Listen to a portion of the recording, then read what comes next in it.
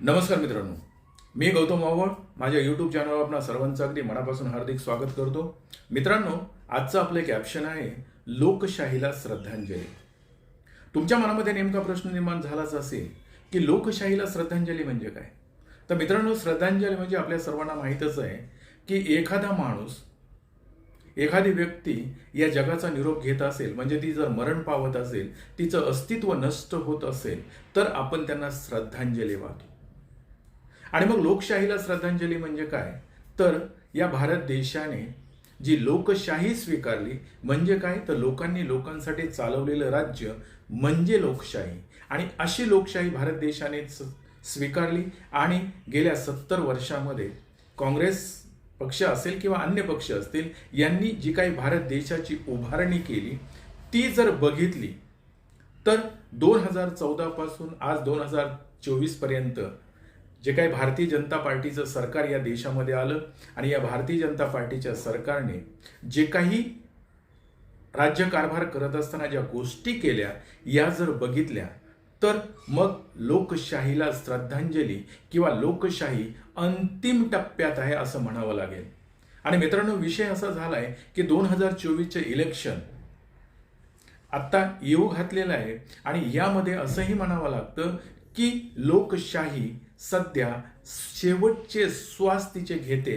कारण भारतीय जनता पार्टीच्या सरकारने जो राज्यकारभार करण्याचा फंडा या ठिकाणी निर्माण केलाय, तो जर बघितलं तर मीडिया म्हणजेच आपला वृत्तपत्र मीडिया असेल, टीव्ही चॅनल असतील, याचा तो गळा घोटण्याचं कामच केलेलं आहे.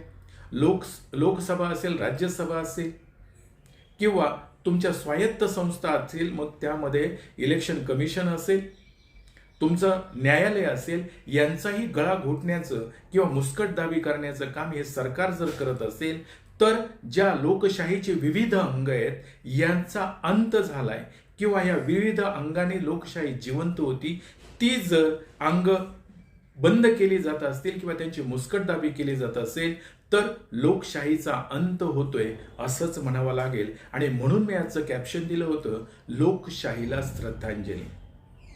आणि मित्रांनो, हे जे काही मुद्दे मला मांडायचे होते तर विचार केला आणि त्याच वेळेस मला एक व्हिडिओ माझ्या पाहण्यात आला आणि तो व्हिडिओ जर बघितला तर माझ्या मुद्द्याशी समर्पक होता तो व्हिडिओ. आणि तो जर व्हिडिओ बघितला तर मला वाटलं की आपण बोलण्यापेक्षा हे जे काही राजकीय विश्लेषक आहेत, खूप मोठे राजकीय विश्लेषक आहेत, आणि त्यांनी जे मुद्दे मांडलेत तेच मुद्दे आपणही मांडणार होतो. मग हाच व्हिडिओ आपण लोकांपर्यंत पोहोचू आणि सध्या देशामध्ये जे काही भारतीय जनता पार्टीचं सरकार करते ते लोकांपर्यंत योग्य रीतीनं पोहोचलं पाहिजे, असाच आपला उद्देश असतो. आणि म्हणून मित्रांनो, तो व्हिडिओ मी या ठिकाणी अपलोड करतोय, तुम्हीच ऐका. लोकशाही व्यवस्थेला एक श्रद्धांजली अर्पण करायची अशी ही अवस्था या आत्ताच्या मोदी सरकारने आणून ठेवलेली आहे. कारण ज्या पद्धतीने लोकसभेमध्ये सिस्टमॅटिकली गोष्टी घडवल्या गेल्या, पहिल्यांदा तर लोकसभेमध्ये भाजपच्या खासदाराच्या पत्रावरून 5 जणांना पास मिळतात, 5 तरुणांना. ते 5 तरुण संसदेमध्ये, म्हणजे संसदेमध्ये जर प्रवेश करायचा असेल तर खिशातली नाणी सुद्धा काढून घेतली जातात सिक्युरिटी. मोबाईल फोन, नाणी, हातामध्ये काही कडं बिडं असेल, प्रत्येक गोष्ट काढून घेतली जाते आणि आतमध्ये माणूस रिकाम्या खिशानिशी हा आतमध्ये जाऊ शकतो. कुठलीही जवळ सोबत त्याला बॅग नेता येत नाही, काही नेता येत नाही. अशा अवस्थेमध्ये भाजपच्या खासदारांनी पास दिलेले 5 जण संसदेमध्ये येतात तरुण, आणि प्रेक्षकांच्या गॅलरीमधून संसदेमध्ये उड्या मारून ते धुराच्या नळकांड्या आतमध्ये फोडतात. हे कसं घडलं, हे आतमध्ये येऊ कसं शकलं? एवढं सगळं ब्रीच ऑफ सिक्युरिटी झाल्यानंतर ज्यावेळेला त्या धुराच्या नळकांड्या फोडल्या गेल्या, त्यावेळेला त्यांनी देशामधल्या बेरोजगारी वगैरे याच्याबद्दलच त्यांनी वक्तव्य केली आणि तो आमचा आक्रोश मांडण्यासाठी म्हणून आम्ही संसदेमध्ये आलो. ते काय घडलं, ते कशा पद्धतीने त्यांनी नळकांड्या आणल्या, हे सगळं तपासण्याची गरज होती. याच्याबद्दल जबाबदारी निश्चित करण्याची गरज होती की हा सगळा सिक्युरिटी लॅब्स हा कुठे घडला, कोणाकडून घडला. हे 5 वेगवेगळ्या राज्यांमधले तरुण, या 5 राज्यांमधल्या 5 तरुणांना भाजपचा एक खासदार तिथले प्रेक्षक गॅलरीचे पास देतो. याची त्यांच्याशी काय ओळख, कोणाच्या शिफारसीवरती त्यांना ते व्हिजिटरचे पासेस दिले गेले? त्यानंतर कोण सुरक्षा रक्षक होते ज्यांनी याच्यामध्ये पूर्णपणे दुर्लक्ष केलं आणि त्या धुराच्या नळकांड्या आतमध्ये घेऊन जाऊ शकले, याचा खरा तर जबाबदारी निश्चित व्हायला होती. याच्यावरती काहीतरी कारवाई व्हायला हवी.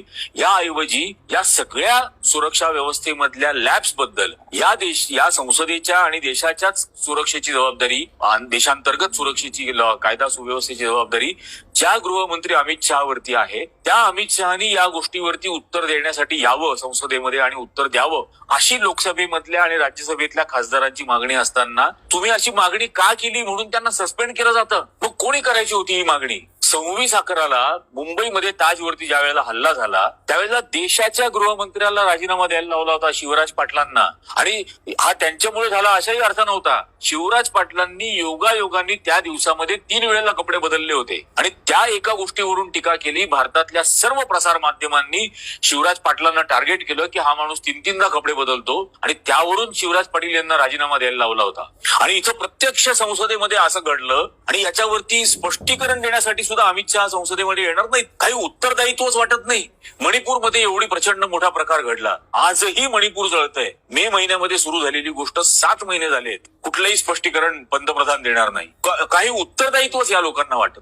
आणि याची मागणी केली म्हणून या देशाच्या संसदीय लोकशाहीच्या इतिहासात पहिल्यांदा 2 दिवसामध्ये 141 खासदारांना सस्पेंड केलं गेलं. 141 खासदार आणि विरोधी पक्ष नसताना. आणि हे का केलं गेलं याच्याही मागे आहे की 141 खासदार विरोध करणारे हे पहिले बाहेर काढले गेले संसदेच्या. त्याच्यामध्ये जे असेही काही खासदार आहेत जे त्या दिवशी दिल्लीमध्ये सुद्धा नव्हते, दिल्लीमध्ये सुद्धा नसलेल्या खासदारांना सस्पेंड केलं गेलं. एक रामगोपाल यादव या अत्यंत मितभाषी, अत्यंत सौम्य आवाजामध्ये बोलणारे खासदार फक्त उभे राहिले म्हणून सस्पेंड केलं गेलं. अशा कारणांसाठी खासदारांना सस्पेंड केल्यानंतर या संसदेमध्ये, लोकसभेमध्ये या स्पष्टीकरण द्यायला नकार देणाऱ्या बेजबाबदार गृहमंत्री अमित शहा यांनी 3 नवीन क्रिमिनल कोड्स इंट्रोड्यूस केले. म्हणजे भारतामध्ये जे Indian Pinal code, Indian evidence act आणि CRPC क्रिमिनल प्रोसिजर कोड हे जे होते याला रिप्लेस करणारं भारतीय न्याय संहिता,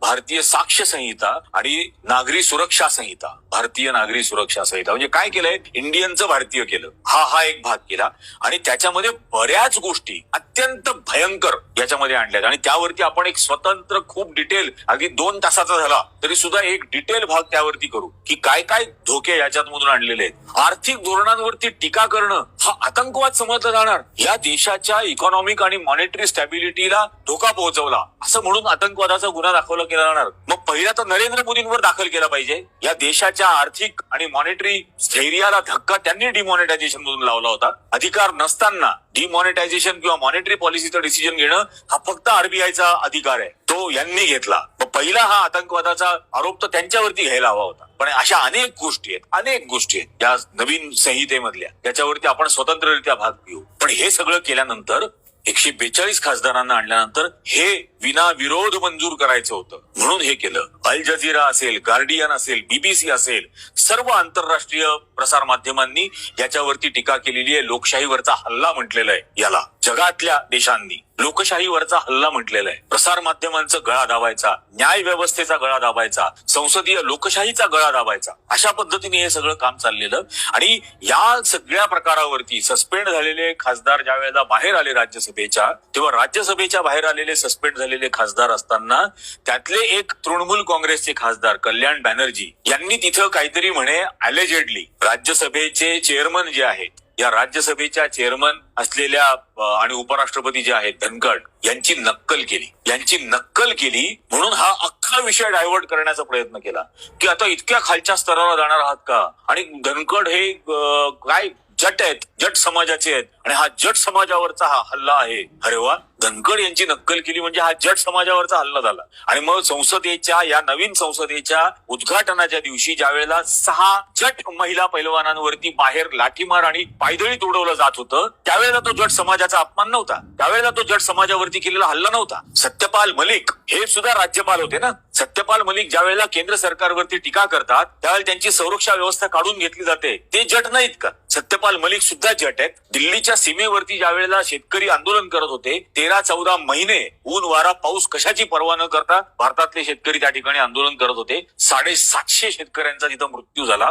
त्यात हरियाणा मधले कितीतरी जट शेतकरी होते, पंजाब मधले होते, युपी मधले होते. त्यावेळेला या जट समाजावरचा हल्ला याला म्हटलं नाही. आणि आज खुशाल याचा विषय डायव्हर्ट करण्यासाठी बेशरमपणाने समाजाची नावं काढली जात आहेत. मल्लिकार्जुन खरगेंना ज्यावेळेला संसदेत बोलू दिलं जात नाही, त्यावेळेला तो काही दलित आहेत म्हणून त्यांना बोलू दिलं जात नाही, असा त्याचा अर्थ काढायचा. यापुढे प्रत्येकाने काहीही अन्याय झाला तर स्वतःच्या जातीवरती समाजावरती घेऊन जायच्या या गोष्टी. आणि हा देशाचा उपराष्ट्रपती हे याच्याबद्दल काय होणार आहे? आणि नक्कल करणं हा केवढा मोठा गुन्हा आहे. मिमिक्री केली म्हण. सगळ्यात मोठा मिमिक्री आर्टिस्ट तर देशाचा पंतप्रधान बनलेला आहे नरेंद्र मोदी. व्हिडिओ आहेत त्यांचे.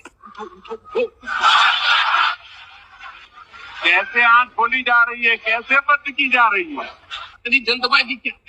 नरेंद्र मोदी ज्या वेळेला बाहेर भाषण करत असताना एका संसदेच्या एका खासदाराची, या देशातला एक अत्यंत बुद्धिमान असा प्रतिनिधी शशी थरूर यांच्या बायकोला सुनंदा पुष्कर यांना 55 करोड की गर्लफ्रेंड म्हणत होता. ये जरा बता दीजिए, इस देश में कभी किसी ने 50 करोड़ की गर्लफ्रेंड देखी है? 50 करोड़ की गर्लफ्रेंड ये गरीब देश में और कौन है? इतना माहौल खराब हो गया, उनसे इस्तीफा नहीं लिया गया. अभी भी मामले वैसे लगे हुए हैं. कल भी उनका फिर से एक बार मंत्री बना करके बाइज्जत बरी कर दिया गया. कांग्रेस का ये कल्चर थे. स्वतःची लग्नाची बायको तर सोडून दिली, दुसऱ्याच्या लग्नाच्या बायकोबद्दल हा माणूस अशी कॉमेंट करत होता. या देशाचा पंतप्रधान 55 करोड की गर्लफ्रेंड सोनिया गांधींना जर्सी गाय म्हणत होता. हा मनुष्य काँग्रेस की विधवा, राजीव गांधींची ती विडो आहे, तिला काँग्रेस की विधवा म्हणत होता. हा प्रतिष्ठा राखत होता महिलांची. या माणसाबद्दल काय काय बोलता येऊ शकतं? संसदेमध्ये भाषण करत असताना देशाच्या गेल्या पंतप्रधानांबद्दल, मनमोहन सिंगांबद्दल रेनकोट घालून आंघोळ करतात का असं भाषण केलं होतं या नरेंद्र मोदींनी. इतक्या गलिच्छ स्तरावरती संपूर्ण संसदीय लोकशाही मधली चर्चा नेऊन ठेवलेली होती. जाहीर प्रचार करत असताना सडकछाप मावल्यासारखं बंगालमध्ये प्रचार करत होते. कोविड देशाभरामध्ये पसरलेला होता, त्याच्या दीदी हे करत होते. आणि हा संसदेच्या प्रतिष्ठेबद्दल हे बोलणार, संसदेच्या गरिमेबद्दल, गरिमा म्हण, यांनी कोणाची गरिमा पाळली? उपराष्ट्रपती पदाचा सन्मान करायला हवा. वा. आणि संसदेच्या उद्घाटनाच्या वेळेला देशाच्या राष्ट्रपतींना बोलावलं नाही. काय राष्ट्रपतींची गरिमा सांभाळली? केवळ महिला आहेत, आदिवासी आहेत म्हणून? तिथं तर जे घरात राहायला गेलं तर त्याचं शुद्धीकरण करून घेतलं जातं, जसं काही त्यांच्या प्रवेशाने ते अपवित्र होणार होतं, अशुद्ध होणार होतं. आणि हे भाषा करणार संसदेच्या गरिमेची. आणि मग संसदेची गरिमा तेव्हा कुठे जाते? ज्या वेळेला या 6-7 महिला पैलवान, जट समाजाच्या महिला पैलवान, देशासाठी पुरस्कार आणून देणाऱ्या, यांचा लैंगिक शोषण करणारा भारतीय जनता पक्षाचा खासदार संसदेमध्ये बसलेला असतो, तेव्हा संसदेच्या गरिमेचं काय होतं? त्यावेळेला संसदेच्या गरिमेबद्दल प्रश्न नाही, त्याच्यावर काहीही कारवाई होत नाही. इतकं मोठं लैंगिक शोषणाचा आरोप असून सुद्धा. आणि या महिला पैलवान ज्यांनी देशासाठी सन्मान वाढवला, वर्षानुवर्ष तास अथक मेहनत घेतल्यानंतर ज्या वेळेला देशासाठी पदकं कमावली, त्यावेळेला पदक घेत असताना या देशाचं राष्ट्रगीत वाजत होतं आणि या देशाचा राष्ट्रध्वज चढवला जात होता. एवढा मोठा सन्मान ज्या महिला खेळाडूंनी या देशाला मिळवून दिला, त्या महिला खेळाडूंचा सन्मान, त्यांची स्वतःची प्रतिष्ठा धुळीला मिळवणारा, त्यांचं शोषण करणारा ब्रिजभूषण सिंग, याच भारतीय जनता पक्षाचा खासदार आजही संसदेत बसतो. त्यावेळेला संसदेच्या गरिमेचा प्रश्न निर्माण होत नाही. ज्या वेळेला याच भारतीय जनता पक्षाचा एक खासदार बिदोरी हा दानिश अली नावाच्या एका मुस्लिम खासदाराला अत्यंत गलिच्छ भाषेमध्ये शिवीगाळ करतो, त्याला कटुआ म्हणतो, त्यावेळेला ते बॉडी शेमिंग नसतं. आणि तो आजही संसदेत बसतो. आजही त्याच्यावर कुठल्याही प्रकारची कारवाई होत नाही त्या भारतीय जनता पक्षाच्या खासदारावर. आणि हे बोलणार संसदेची गरिमा आणि प्रतिष्ठेबद्दल? लाज वाटायला हवी भारतीय जनता पक्षाला. या देशाला लाज वाटावी अशी अवस्था आणून ठेवलेली आहे. प्रज्ञा सिंग ठाकूर नाशिक जिल्ह्यामधल्याच मालेगावमध्ये बॉम्बब्लास्ट केल्याचा जिच्यावर आरोप आहे, जी आजही संपूर्णपणे निर्दोष सुटलेली नाही, अशी आतंकवादी या देशाच्या संसदेत बसते. महात्मा गांधींच्या खुन्याला देशभक्त म्हणते. त्यावेळेला देशाच्या संसदेच्या गरिमेचा प्रश्न येत नाही. हेच नरेंद्र मोदी परदेशात ज्या वेळेला जातात तेव्हा महात्मा गांधींच्याच मूर्तीसमोर नतमस्तक व्हावं लागतं, त्यांचेच गोडवे गावे लागतात. त्यावेळेला शरम वाटत नाही की गांधींच्या खुन्याला देशभक्त म्हणणारी आपल्याच पक्षाची खासदार आपल्याच संसदेमध्ये बसते? निर्लज्जपणाचा कळस झालेला आहे या सगळ्या याच्यात. आणि अशा पद्धतीने या देशाच्या संसदेचा गळा दाबण्याचा प्रयत्न लोकसभेचे 141 खासदार सस्पेंड करून केला जातो. याचा दुसरा अर्थ हा आहे की प्रचंड भय आहे भारतीय जनता पक्षाच्या या सर्व नेत्यांच्या मनात.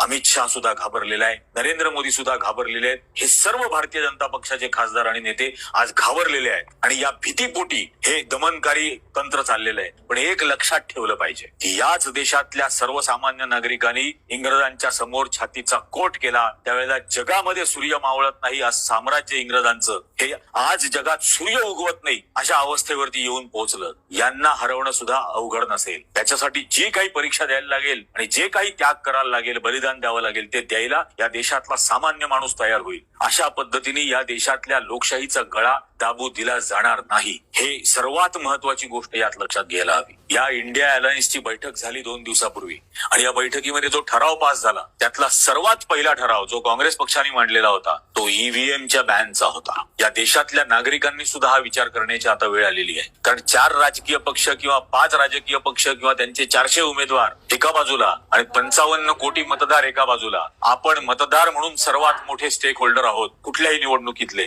राजकीय पक्षांपेक्षा जास्त स्टेक होल्डर आपण आहोत. आपण सांगायला हवं की ईव्हीएम असेल तर लोक निवडणुकीत भागच घेणार नाही. आणि खरं तर या राजकीय पक्षांनीही सांगायला हवं की ईव्हीएम असलेल्या निवडणुकीत भागच घेणार नाही, आम्ही निवडणुकात लढणार नाही. मग बघू जग काय म्हणतं या लोकशाहीबद्दल. या पद्धतीने अशा पद्धतीने अत्यंत दमनकारी ड्रॅकोनियन म्हणजे इंग्रजांच्या कायद्यांपेक्षा ड्रॅकोनियन कायदे हे आणले जात आहेत. लोकसभेत झाले मंजूर, अजून राज्यसभेत व्हायचे आहेत, पण हे अशा पद्धतीने आणले जातात. संपूर्ण विरोधी पक्षाच्या अनुपस्थितीमध्ये नवीन कायदे पास केले जातात. चर्चेशिवाय कुठलीही चर्चा न होता. याचा अत्यंत गांभीर्याने विचार करण्याची वेळ आहे. हे संकट आता आपल्या प्रत्येकाच्या दारावर थाप मारत आहे आणि आपण प्रत्येकाने निर्भयपणाने दार उघडून या संकटाचा सामना करण्यासाठी बाहेर येण्याची गरज आहे. या निमित्ताने आपल्या या एपिसोडच्याही माध्यमातून सर्व दर्शकांना अत्यंत नम्र विनंती की अतिशय मनाचा निग्रह करण्याची गरज आहे. वाटेल ती किंमत चुकवायला तयार झालं पाहिजे. पण या देशातली लोकशाही, या देशाचं संविधान जे स्वातंत्र्य, समता, बंधुता याच्यावरती विश्वास ठेवतं, जे धर्मनिरपेक्षता आपल्याला शिकवतं, त्याच्या संरक्षणासाठी आपण वाटेल त्या संकटाचा सामना करायला आज तयार होण्याची गरज आहे. हे जर झालं तरच हे अत्यंत दमनकारी फॅसिस्ट अशा प्रवृत्तीला आपण पराभूत करू शकू येणाऱ्या निवडणुकांमध्ये. आणि मित्रांनो, अंतिम श्वास घेत असलेली लोकशाही वाचवायची असेल तर 2024ला कोणत्याही पद्धतीमध्ये भारतीय जनता पार्टीचं सरकार भारत देशात येता कामा नये. आणि मित्रांनो, ते जर थांबवायचं असेल तर माझे पुढचे जे व्हिडिओ टाकतोय ते तुम्ही नक्की बघा की ही लोकशाही जी मारली जाते या लोकशाहीला टिकवायची असेल किंवा तिला पुनर्जीवित करायचं असेल तर लोकशाहीचे खंदे समर्थक जे असतील त्यांना मात्र पुढं करावं लागेल आणि तेच काम काँग्रेस पक्षालाच करावं लागेल. एवढं बोलतो या ठिकाणी थांबतो. धन्यवाद.